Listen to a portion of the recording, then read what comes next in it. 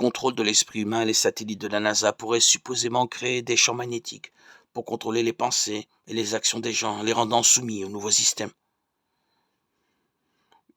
Une fausse invasion extraterrestre serait simulée, incitant les armées du monde à utiliser leurs arsenaux nucléaires contre cette menace, les laissant désarmés dans le processus.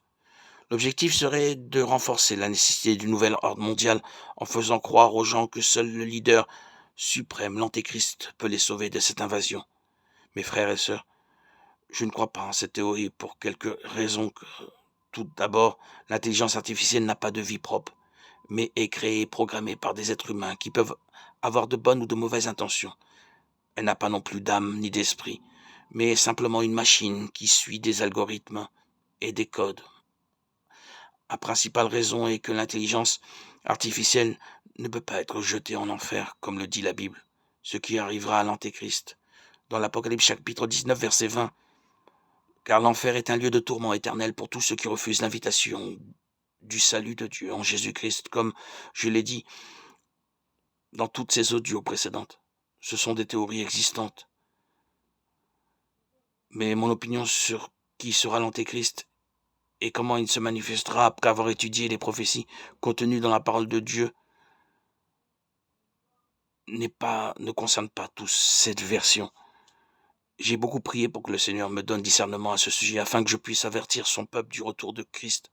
Ce que je peux vous dire, c'est que l'Antéchrist sera un homme qui se lèvera contre Dieu et s'exaltera au-dessus de toute chose, recevant le pouvoir de Satan pour tromper et dominer le monde à la fin des temps.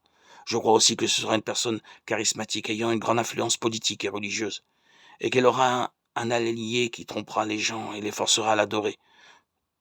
Cependant, je ne sais pas qui sera cet homme, encore moins quand il viendra, ou s'il est déjà dans le monde.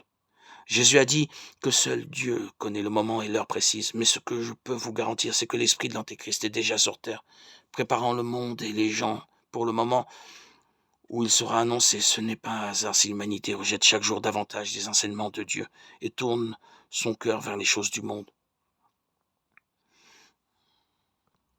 Le péché, tout ce qui est abominable au Seigneur. Aujourd'hui, les gens mettent leurs propres désirs en premier lieu, oubliant les leçons du Christ qui nous a demandé d'aimer notre prochain. Et toute la criminalité, la corruption, les guerres, les persécutions et les discours de haine font partie de l'agenda de l'esprit de l'Antéchrist. C'est pourquoi il est très important que nous soyons attentifs à ces signes et que nous nous tournions vers la parole du Seigneur, car la fin est plus proche que nous ne pouvons l'imaginer. Si vous avez aimé le Seigneur, il vous aimera. Si vous avez choisi le Seigneur, vous serez choisi. Il nous faut diffuser les messages sur la fin des temps pour avertir les gens afin qu'ils se tournent vers Dieu. Que Dieu vous bénisse abondamment.